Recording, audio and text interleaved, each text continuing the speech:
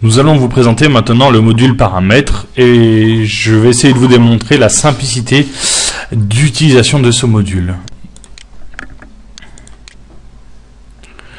Nous allons commencer par la création d'un article. Donc je vais double-cliquer sur une case et nous allons créer un expresso à 2 € avec une possibilité de choisir une famille sous famille, de choisir son imprimante de production, de définir un prix d'achat et d'insérer des groupes de messages, de garnitures ou de sauces à cet article.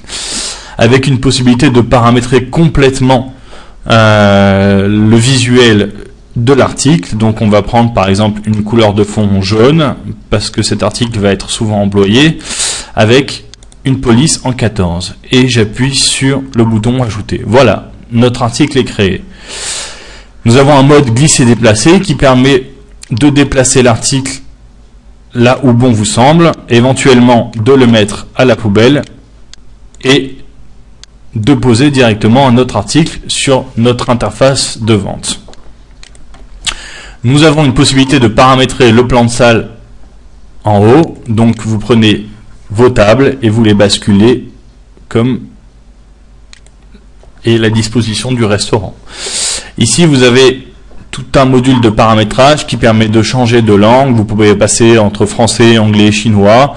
Un paramétrage de la caisse, des périphériques, avec une possibilité d'envoyer des SMS, d'interfacer notre système avec un système de vidéosurveillance, de rajouter un afficheur client, de modifier un mode de devise, de configurer complètement votre établissement, de dispatcher les modes de vente, de modifier le paramétrage de l'interface. Par exemple, vous êtes un établissement sur lequel vous n'avez pas de plan de salle, mais vous faites que de la vente directe. Vous allez pouvoir poser une calculatrice ici ou modifier les fonctions.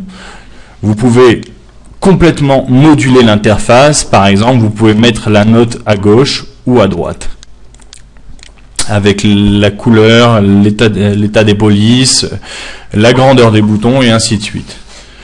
Ici, vous avez toutes les autorisations par employé, donc vous allez pouvoir créer des profils manager, serveur, caissier et ainsi de suite, et autoriser ou interdire l'accès à certaines fonctionnalités. Ici, dans le module imprimante, vous allez pouvoir définir jusqu'à 20 imprimantes de production ainsi qu'une imprimante maître pour pouvoir sortir toutes les productions des commandes.